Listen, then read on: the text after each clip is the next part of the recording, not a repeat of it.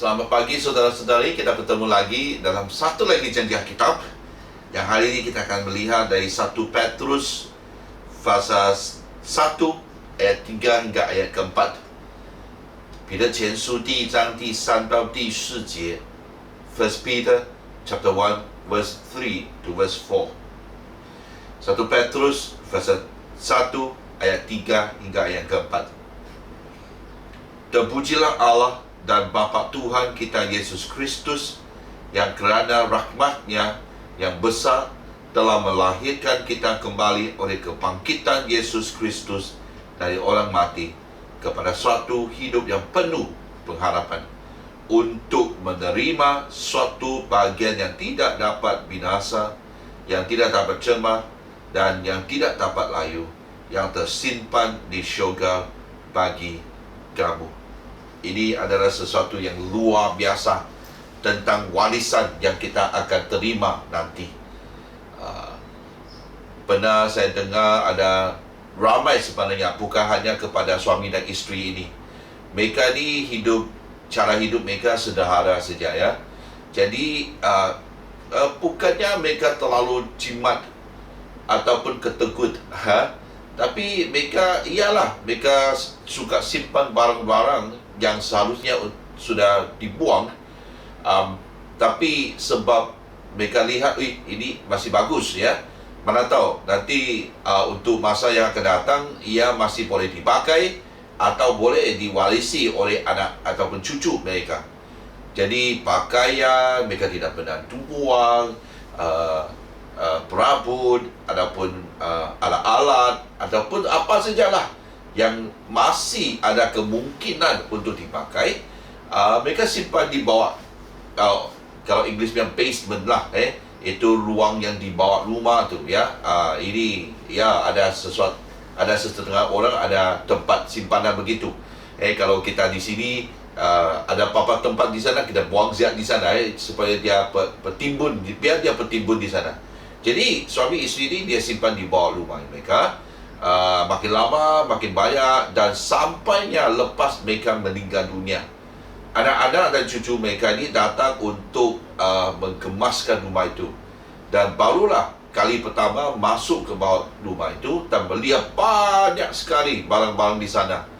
Bukannya warisan, tapi adalah benda-benda yang telah rosak, sebabkan di bawah tanah itu kadang-kadang ada orang bilang ada air, ya, leaking, ada air yang bocor sudah di sana.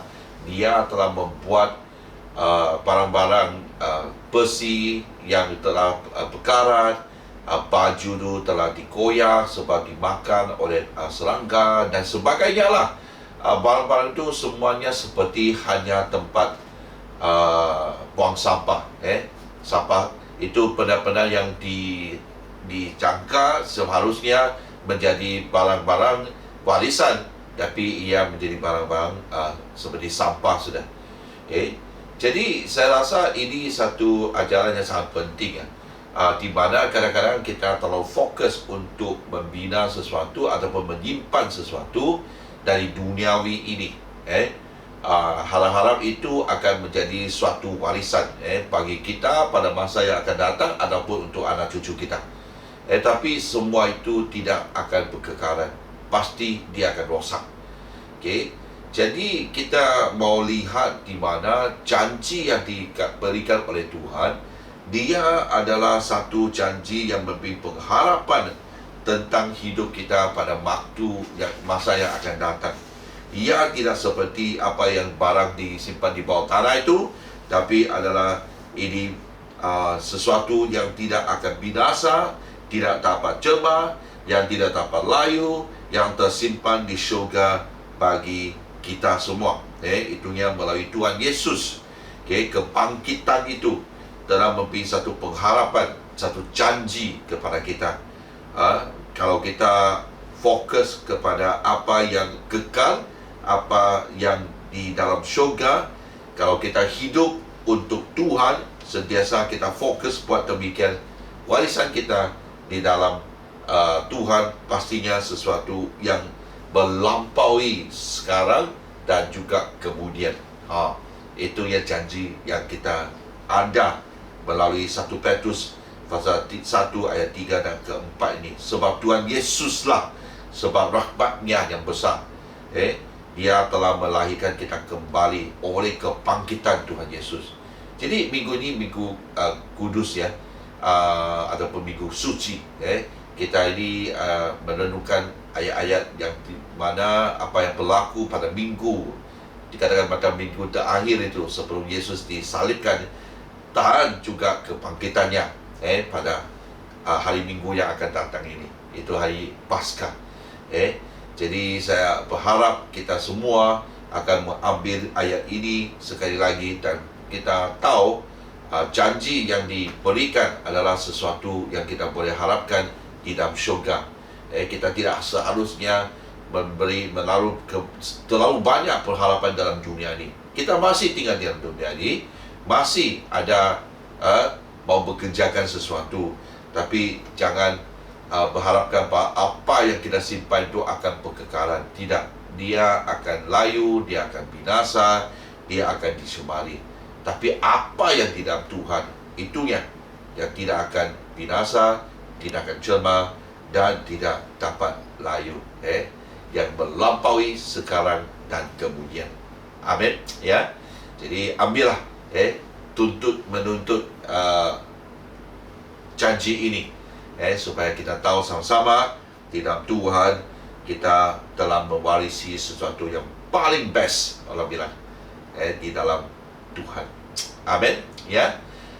Tuhan memberkati, ada hari yang baru supaya kita sentiasa tahu apakah yang telah disediakan oleh Tuhan Allah kita, dan sentiasa kita merenungkan sama-sama kita, khususnya dalam Minggu Kudus ini, kita harus melakukan apa yang sepatutnya, bukan melihat dia sebagai ritual ataupun satu aktiviti ataupun keagamaan, perkara keagamaan, tapi melihat dia adalah peluang untuk kita merenungkan sekali lagi tentang perbuatan Tuhan Yesus terhadap dosa dan hidup kita, yang dimana dalam minggu inilah dia telah menuju jalannya, di mana dia disalibkan pada hari Jumat dan bangkit pada hari Minggu.